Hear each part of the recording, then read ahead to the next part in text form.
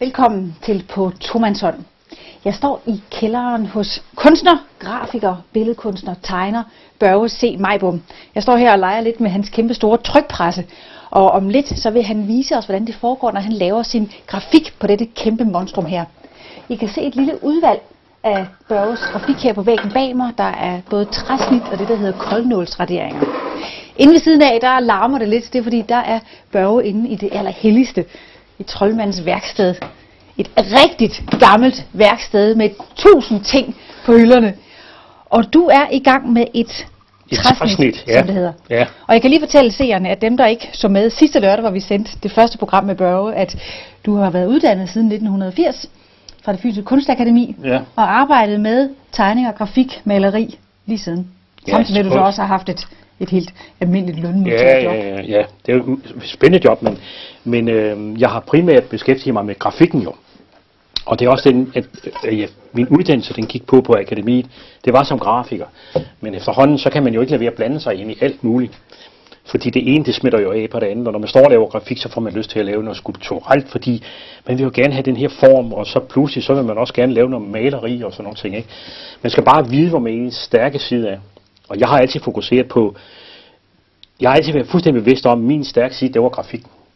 Og det er den, der har skaffet mig adgang både i BKF og i Kunstnersamfundet og Danske Grafikere og sådan noget selvfølgelig. Og det er helt bevidst om, at det er der min styrke ligger. Nu har jeg vil lave sådan nogle træsnit her i forbindelse med en udstilling. Og det jeg har prøvet med det her, det er på basis af nogle tegninger, som vi tror vi så sidste gang, hvor jeg prøver at få det her bløde strøg med i et træsnit, som der kunne ligge sådan en tilfældig blyantstegning eller et stykke med kul. Det prøver jeg at få herover i, samtidig med, at jeg har de her meget stærke, lodrette snit. Og det er en træplade simpelthen? Det er simpelthen ganske almindelig krydsfinerplade, bøgetræsfinerplade, ikke? Som jeg så skærer jeg så alt det væk. Og det er jo lidt svært, fordi der skal man så ud fra altså du sætter med sådan en plade her, ikke? Ja. Og nu er den jo valgt ind her, så nu kan du jo sagtens se billedet. Ja. Men første gang du trykker, kan du jo ikke se det billede her. Så nu skal du så snitte dig ud af de her ting, og så skal du få de farver frem, som der kunne ligge her. Der bliver det mere mørkt, end det går der, fordi der er der snittet mere væk jo, det er jo klart. Så hele den der proces, den skal du være meget bevidst om, og den skal du virkelig tage stilling til, hvor lyst vil du have det her oppe i panden. Det her, det bliver det lyseste, så skal det her have noget lys, ikke? Så skal der være lidt på kinderne, her der er måske et øje og nogle ting, ikke? Og her der får du en meget kraftig lys her på kraven og sådan nogle ting. Alle de der ting, dem skal du være fuldstændig afklaret med, inden du begynder at skære i din plade.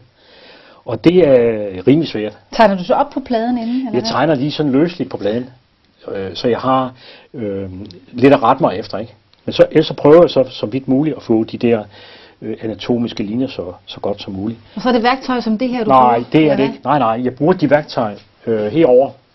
Det her, det er et koldnålsværktøj, som jeg jo selv har lavet. Det var helt forkert. Ja, det var helt, altså, jeg elsker jo at lave mine ting selv, ikke?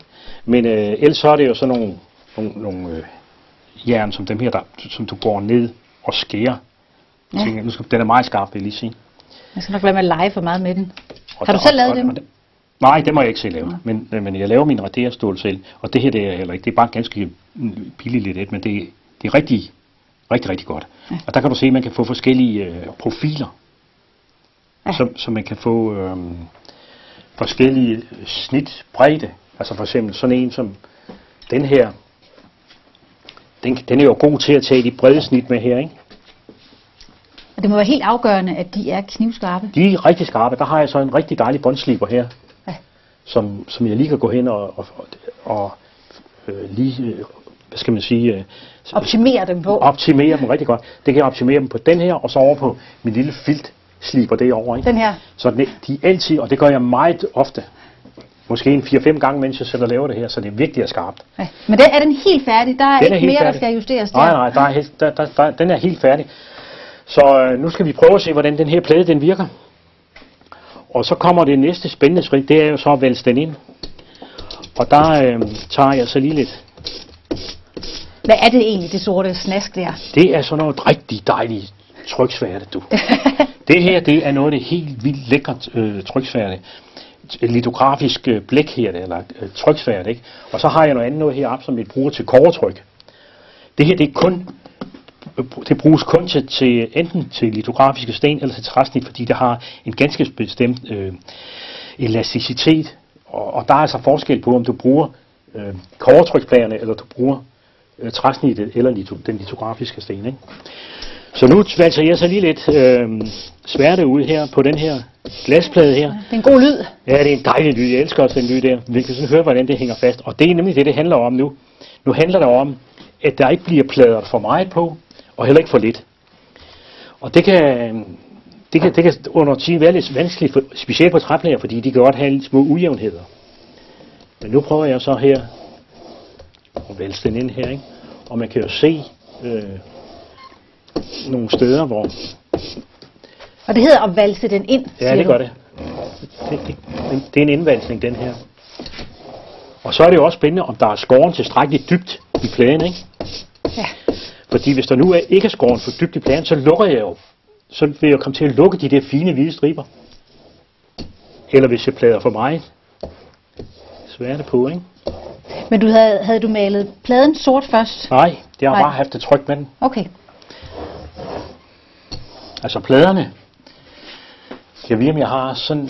Ja, de ligger inde på trykpressen. Det kan vi lige se bagefter. Ja. Hvordan de ser ud, når de er fuldstændig jomfruelige.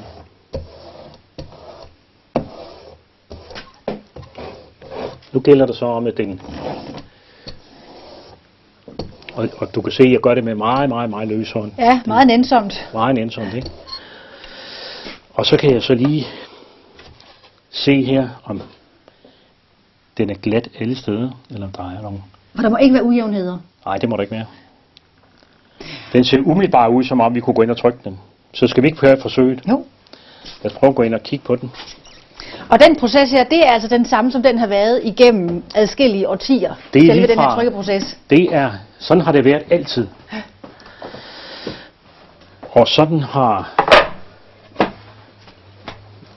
alle de store bamser gjort. Se, nu har jeg lagt nogle plader her for at holde styr på lige nøjagtigt, hvor den skal ligge, ikke? Og jeg har nogle mærker her på noget papir, der ligger under her, så jeg ved lige præcis, hvordan jeg får det placeret på mit papir. Så akkuratesse er en nødvendighed her. Det nytter ikke at sjuske. Nej, det gør det altså ikke. Man skal være, selvom det er sort, det hele, så skal man være utrolig renlig malet. Hvilket mit værksted jo ikke ligefrem indikerer. Men det er altså vigtigt. Nu har jeg så nogle pasmærker her, således at jeg kan lige få det her lagt ned på plads her, ikke? Sådan der, ikke? Og så tager jeg et stykke makulaturpapir her. Bare gammel vane, jeg tror sgu ikke engang det er nødvendigt, men det gør jeg altså. Og så ja, nu har du gjort sådan i 30 år. Nu har jeg gjort sådan i 30 år, så sådan gør man det, ikke?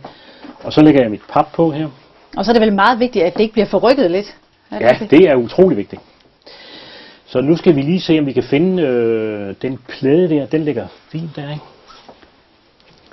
Og så bliver jeg nødt til at komme om til dig, Signe, fordi jeg skal om at stå heromme og spænde pressen her. Ved du så nu præcis, hvordan resultatet bliver, eller er det lidt en overraskelse hver gang? Det kan godt blive en overraskelse, fordi nu har jeg ikke trykt den her plade her i lange tider, ikke? Så den er jeg selv lidt spændt på at høre på, hvordan. Men nu, og det er også vigtigt, men sådan lige har fornemmelsen. Se, den her pres, den har jo også den fordel. Der er nogen, der kan spænde centralt. Her, der kan jeg gøre det forskelligt. Ja, du gør det manuelt der. Så jeg kan tage højde for eventuelle ujævne i plader og sådan, hvad man nu finder ud af. Ikke? Men nu synes jeg, vi skal prøve at lige at trykke den her og se, hvad der sker. Og nu brummer den. Og lyd på en dag. Nej, ja, det skulle den vist ikke. Altså, det kunne godt tyde på, at der er noget galt med lejren eller sådan. Ej, jeg tænker, at I snakker sammen. Ja, det er da hyggeligt, ikke? Altså, jeg synes da også, at så er der mindst lidt liv i det. Ja. Står og trykker her. Og nu når vi så snart til det punkt, som er altid vildt spændende, når man er grafiker. Men specielt ved ætsninger og sådan noget, hvor man har brugt mange timer på at ætse ned i sådan en plade, der er man jo helt vildt spændt på, hvad resultaterne er. Og det er det, jeg er meget fascinerende af som grafiker, det er det her med, når man løfter papirerne af. Hvad bliver resultatet? Og nogle gange er det godt, og nogle gange der er det dårligt. Jeg håber så selvfølgelig, jeg bliver nødt til lige at gå her og kigge, at det bliver godt denne gang, når du nu er her, Signe. Ja, det skulle jo gerne. Ellers så ryger al respekten jo. Så det er et gevaldigt pres, den har været udsat for der under rullen. Og jeg har et psykisk pres på mig. Ja, det har du. Ja, nu har den fået det er godt, du kan tage det. Nu har den fået et ordentligt hak, ikke? Da-da! Så det bliver da... Jeg gjorde det ikke. Jo, det bliver sådan rimeligt godt. Ja, så vidt jeg kan se, er det der rigtig godt. Jo. Og så skal man passe på ikke at komme til at pille ved det nu. Ja, du kan se, at jeg har alligevel været lidt rystende her. Det er fordi, jeg bliver en gammel mand jo. Jeg kommer til at skubbe lidt til det. Nu lægger vi det over.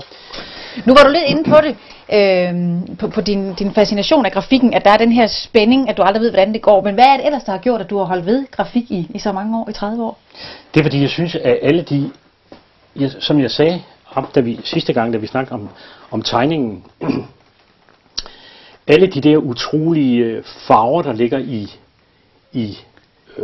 fra det helt fine,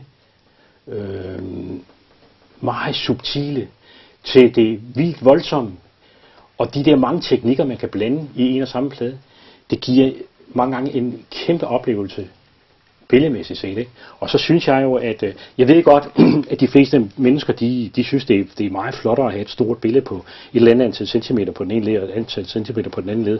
Men for mig, der sker der lige så mange ting i det lille billede, og jeg er dybt fascineret af, hvordan papiret kan opfange de der små bitte ridser. Så har grafikken en anden ting, som der ikke lige bliver givet udtryk for i de her træsnit her, men meget ofte, så kan man få en masse foræret.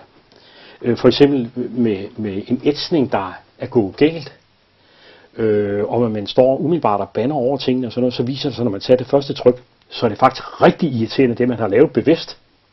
For det, der er opstået sådan ved sig selv, det arbejder man så videre med. Og det synes jeg er rigtig, rigtig spændende.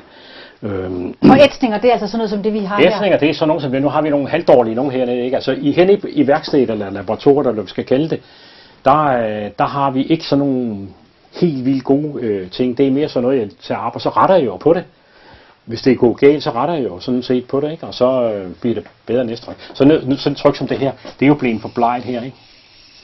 Ja, det siger du. Det kan ja, jeg jo ikke lige regne ud. Det bliver alt forbleget her, og uskarpt og sådan nogle ting. Så det bliver jo, så kan det være, at jeg går hen og ætser videre her, så det her bliver mørkt også og sådan noget. Det kan man jo gå hen og gøre. Det er så et fejlagtigt tryk, ikke? Men det hænger der måske for at huske dig på, hvordan ja, lige præcis, ikke? Så gør det bedre næste gang. Ja. Nå, men du vil lave et til. Det må vi hellere komme i gang med. Vi prøver lige og lægger den ind, og så valser vi den en gang til. Og så skal den lige have et stryg mere. Skal den lige have et nyt stryg på. Ja.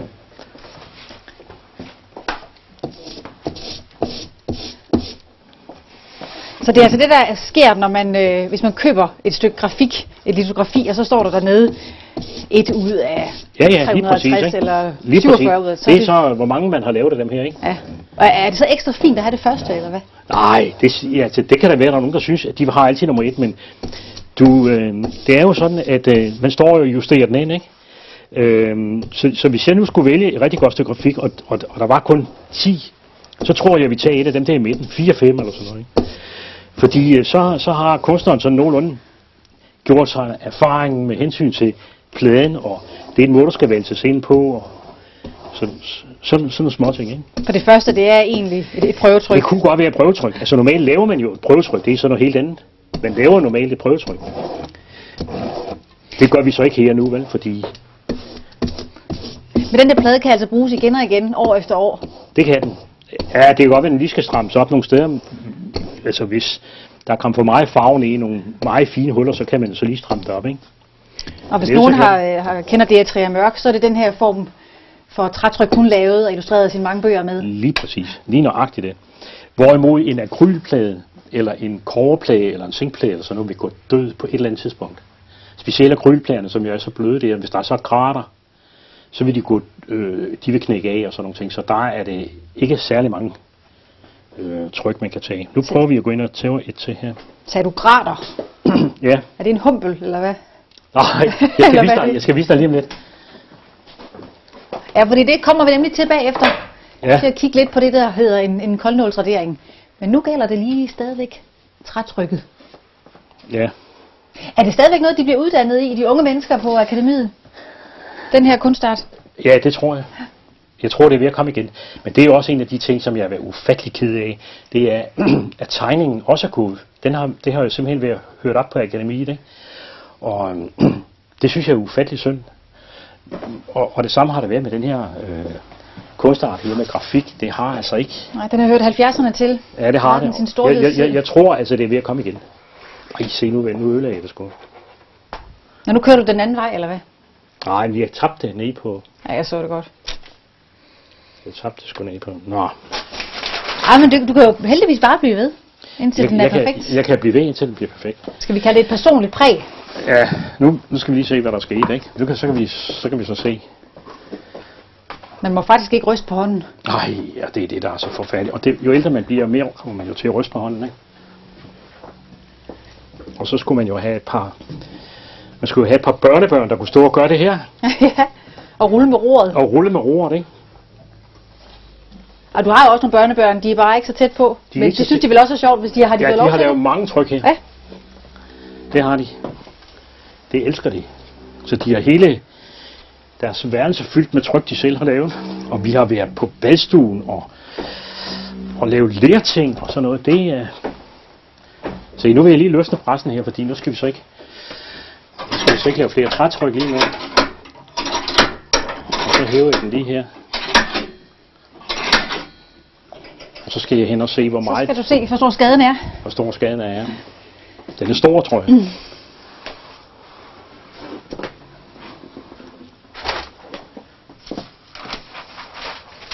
Så er det spændende. Så er det spændende, ja. Se, den er stor. Det var skidt, ikke? For tryk er det ellers godt. Ja. Selve tryk er det godt. Så det er spørgsmål, om man kunne tage det af. Ja, om du lige kan knuppe det af. Ja. Ja. Det var lidt ærgerligt, ikke? Men det er vel sådan, det er. Det er vel virkeligheden i dit værksted. Ja, men altså, så noget, det kan jeg normalt ikke acceptere jo. Nej. Skal vi ikke lige lave et til?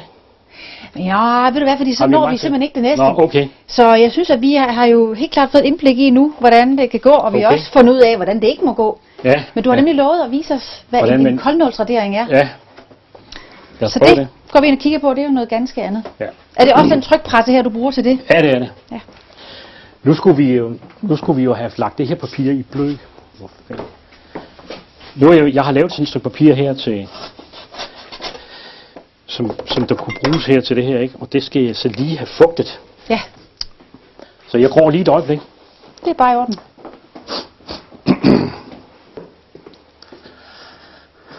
Og det her, det er jo altså også forbudt normalt. Så vi står jo og laver mange ting, som her, sådan lidt intermistisk, ikke? Fordi i virkeligheden, så skal sådan et stykke papir som det her, det skal have ligget i blø i et døgn eller sådan noget, for sådan rigtigt at være anvendelig til tryk. Ja, det er en demonstration, du laver for vores skyld. Ja, det må vi sige, fordi ellers så... der er ikke nogen, der må tro, at det her det er den ægte vare. Ikke sådan, man lige normalt gør. Men det er bare almindelig postevand, du bløder op med? Det er almindelig postevand her på et meget, meget lækkert stykke papir.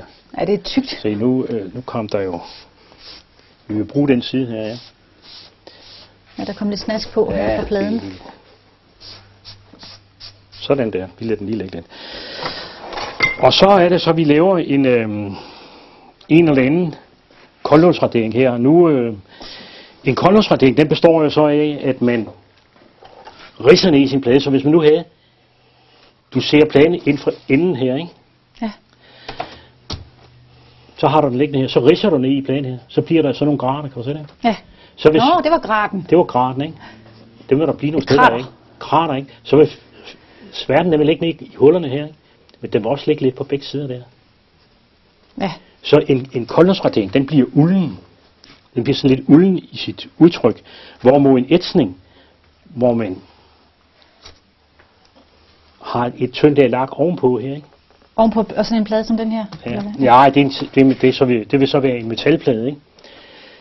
Så ridser man ned igennem den her lak, og så syrer man ned, men så bliver der ikke selv nogen grader. Og så er det, at man får de der meget, meget fine, tynde streger, ikke? Skal vi prøve lige at gå over og kigge på herovre, ikke? Ja. Meget gerne. Så vi lige kan se, hvad det ender med at blive til. Ja, men altså, for eksempel en etsestreg, det er sådan noget her. Det er de her tynde streger, der ligger herude. Ja. Og der er nogle etsninger herinde, der står fuldstændig rent og fint, ikke? I sådan en plade som det her, der er der mange teknikker blandet sammen. Herinde, der har vi typisk koldnål. Der kan du se, at det er helt uldent. Til forskel for sådan nogle streger, så dem her er meget uldne. Og det vil sige, der ligger så svært på begge sider af ridsen, ikke? Ja. Og den her, hvad har det været? Det her, det er jo dels det er faktisk en koldnål at betragte som, ikke? Men du kan se her, der har jeg også ridset nu, det her, det er en akrylplade, så alt af det her, det er koldnål. Men her, der kan jeg skrave graden af, og så får jeg sådan nogle meget, meget tynde streger. Ja. Og her der får jeg de meget uldne ting, ikke? Men hvorfor er det en koldnål? Jamen det er fordi, det ved jeg ikke. Det er vel simpelthen fordi, man bruger ikke noget med opvarme plader eller ætsning under visse temperaturer. Man bruger et simpelt stykke værktøj, der her, en kniv eller et stykke stål, der bare ridser ned i pladen, ikke? Må jeg ikke se det værktøj, du plejer at bruge? Jo, det er det her. Det var den der fra før. Det er den her før, ikke? Og den kan jeg så bruge til at ridse med, ikke? Og den, du kan lave de der utrolig fine streger med? Ja, det bliver ulden, fordi der kommer graden jo. Hvis jeg nu ridser der var noget lyd så kan du mærke den her. Prøv at mærke. Ja, det er da meget markant. Ja. Så hvis vi nu og der kan jo laves. Der kan man så fortætte nogle ting, ikke? Nu bliver det her sådan en abstrakt ting, ikke? Vi laver her, ikke? Man kunne måske godt... Det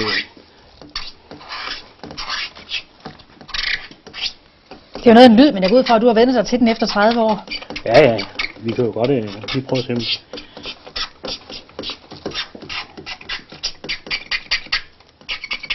Er det normalt typisk for dig at arbejde sådan, hvor du bare lige hælder det ud af hovedet? Nej, det er det ikke. Altså, du plejer at have en tegning som forlæg. Nu er det, fordi du vil gerne lige se sådan en... så nu bliver det sådan lidt lavistisk bamse, der sætter her. Måske skal jeg have en kammerat herovre, ikke?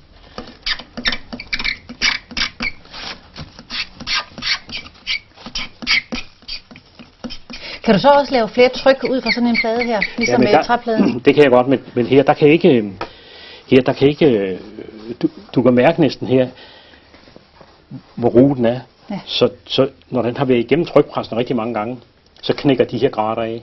Ja. Og så får du ikke den der dejlige uldne,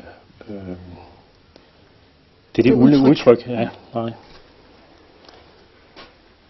Så nu kan jeg jo stå her. Skal den så også have det der dejlige sorte snask på? Ja, den skal have noget andet, fordi det er jo så en koldnål, så den kan ikke rigtig leve med den svært. Den skal have den anden svært der. Okay. Så det gør vi lige. Og imens, så kan vi jo lige tage et lille kig rundt i dit værksted, fordi det er jo en rigtig hule, det her. Ja, det er det. Og der er noget med, at du er faktisk anden generation hernede, ikke? Jo, det er min gamle fars kælder jo. Og her, der var sådan set... Ja, det var sådan set hans værksted, ikke? Hvor han har stået og lavet alle mulige mærkelige ting. Til specielt, der blev der lavet meget vin hernede en gang, og det skulle man egentlig tro, der foregår noget mere rent i forhold, men det smagte knaldende godt. Altså, det var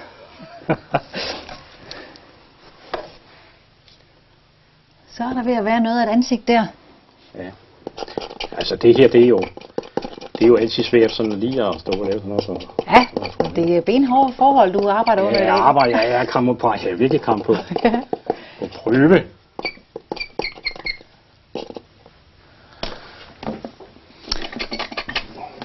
Og vi har kun en 3 minutter tilbage af programmet. Hvor meget kan du nå at vise os der, tror du? Ja, så kan jeg kan jo selvfølgelig godt lige nå, og skal vi vel... Du vil ikke hellere ud og se, vi saver, vel? Nej, det må vi gøre en anden jeg kan godt lige nå og smøre den ind, ikke? Og tørre den af. Skal vi ikke gøre det? Jo. Og det er så en anden type? Det er en anden type sværte, ja. Det er simpelthen ægte tryksværte, det der. Det er det ægte tryksværte. Og så skulle jeg selvfølgelig bare lige have, der ligger noget her. Og det skal ikke rulles på. Det skal Nej, smøres. ja, det burde det faktisk gøres, ikke? Altså, det burde faktisk rulles på. Nu tager jeg lige lidt af her. Og det burde jo ikke blandes med det her, men jeg skal gøre det her. Burde er ikke med i dag. Den er ikke med i dag. Det er jo alle, det er alt ondt. Men så foregår det ved, men arbejder det her sværte ind i pladen, ikke? Ja. Over det hele. Simpelthen. Den skal være helt dækket. Den skal være helt dækket. Og det er et tyndt lag. Ja, men det skal til gengæld godt ind i pladen, ikke? Ja. I alle graderne. Ja, Foregår selve trykprocessen så på samme måde derinde? det gør den, ja. Så lægger man den op, og så lægger man det fugtige papir på der, ikke? Ja. Og så,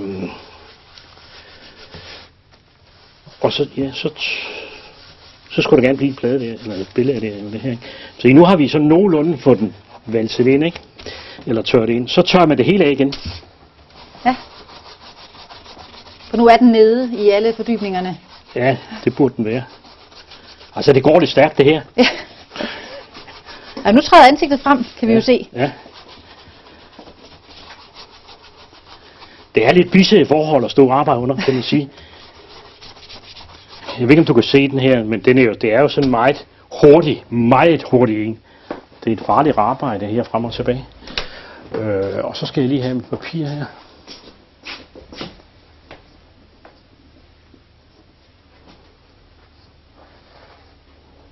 Og det er så det fugtede papir.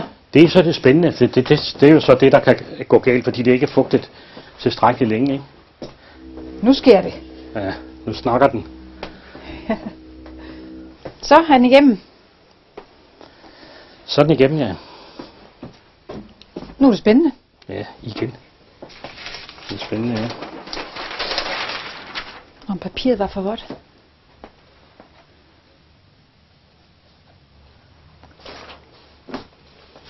Ja, det er det, der er blevet meget godt, er det ikke? Jo, altså trykmæssigt blev det sådan set meget godt. Papir, det blev sådan... Det er jo et forsøg. Hvor lang tid har det taget? Det har ikke taget ret mange minutter, jo. Det har taget ganske få minutter. Ja. Så for at illustrere, hvordan man gør, er det sådan set godt nok, ikke? Børge, se mig bum, så er vores tid gået for i dag desværre, men jeg vil sige tusind tak, fordi vi måtte komme med på arbejde i Trøjmands værksted. I er altid velkommen. Altid.